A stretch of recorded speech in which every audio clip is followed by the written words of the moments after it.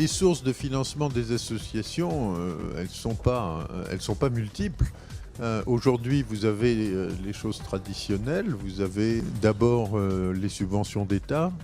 Vous avez les cotisations, bien sûr. Vous avez certaines qui vendent des produits, donc qui ont la capacité d'avoir des revenus financiers. Vous avez le mécénat. Aujourd'hui, sur les financements, il y a un peu deux grandes tendances de financement des organisations. On est sur un marché qui est globalement plutôt en crise, hein, sans rentrer dans le détail des chiffres. Et on voit deux grandes tendances apparaître. D'une part, une complexification du marketing. On parlait de multicanal, on parle maintenant d'omnicanal, avec des médias de plus en plus combinés, avec des ciblages de plus en plus complexes.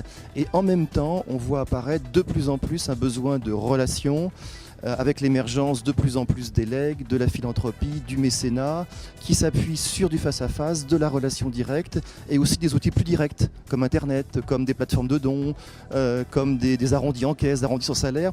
Et donc les deux en même temps, complexification du marketing, et en même temps un besoin de plus en plus fort d'entrer en relation et de créer du lien social. Les financements du secteur public diminuent entre 0 et moins 15% dans un certain nombre de cas, ce qui met certaines structures associatives parfois en vraie difficulté. Beaucoup de naissances, mais beaucoup de mortalité au niveau du secteur associatif français notamment. Les dons, on a cru que l'année 2001, 2002, 2007, 2008 étaient des années difficiles. Ça n'a été rien en comparaison avec ce qui s'est passé en 2012. Où pour la première fois, on a découvert que sur des associations qui font appel à la générosité du public, pour la première fois, on avait des chiffres négatifs en matière de collecte. La collecte en France, la collecte d'origine privée, c'est-à-dire tout confondu, est de l'ordre de 3 milliards d'euros. 3 milliards d'euros annuels, dont 2 milliards proviennent essentiellement des dons et des particuliers, et un peu plus de 1 milliard des entreprises et du mécénat et des partenariats avec les entreprises. On est dans un contexte dans lequel les contraintes qui pèsent sur les finances publiques se traduisent par un resserrement des subventions et des commandes publiques.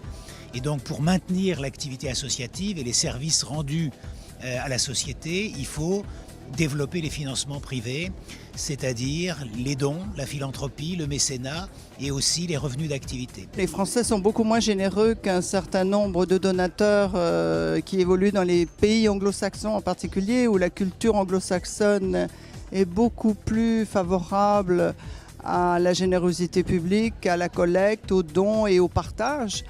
Tout simplement parce qu'en France, je pense qu'il y a une longue tradition de tout État, c'est-à-dire de prise en charge assez systématique des collectivités ou de l'État lui-même, et que de ce fait, les donateurs considèrent que la santé, la solidarité, toutes ces grandes causes et de proximité en particulier sont plus souvent prises en charge par l'État et par les collectivités. La solution, c'est celle que j'ai partagée dans une conférence ce matin, qui est d'essayer de parler d'un fundraising. Alors c'est un terme anglais mais qui est fortement repris aujourd'hui. On entend le fundraising classique, le street fundraising, c'est l'argent que vous allez collecter dans la rue. Le crowd fundraising qui est d'appeler à tous les mécènes, tous les anciens élèves, tous ceux qui sont passés par telle école, dans telle entreprise, et d'essayer de façon un peu décomplexée, j'allais dire à l'anglo-saxonne, ce que font très très bien les Américains, d'essayer d'aller chercher de l'argent, mais pas avec notre pudeur latine ou française. L'argent n'est pas péché à partir du moment où il est apporté à un objet associatif, mais véritablement d'essayer de transcender un peu la manière d'aller collecter de l'argent. Le financement participatif, le crowdfunding, il faut vraiment voir ça comme un outil hybride de financement et de communication. C'est-à-dire que nous, notre valeur ajoutée en tant que plateforme, c'est d'accompagner des porteurs de projets dans la présentation de leurs projets sur Internet, dans leur communication et leur façon d'appréhender Internet comme un outil de communication pour collecter. Donc nous, on travaille sur des pistes de cofinancement avec des fondations, avec des mécènes, avec des banques aussi, ou d'autres plateformes de crowdfunding. Mais il ne faut pas voir le financement participatif comme une source sûre et unique de financement. C'est un outil de communication, un outil de financement parmi d'autres dans une galaxie d'outils de cette sorte. Nous avons encore devant nous beaucoup de travaux et de réflexions sur la façon dont doit fonctionner le tissu associatif dans notre pays pour remplir complètement ce qu'en attendent les citoyens d'un côté et les besoins de la cohésion sociale de l'autre.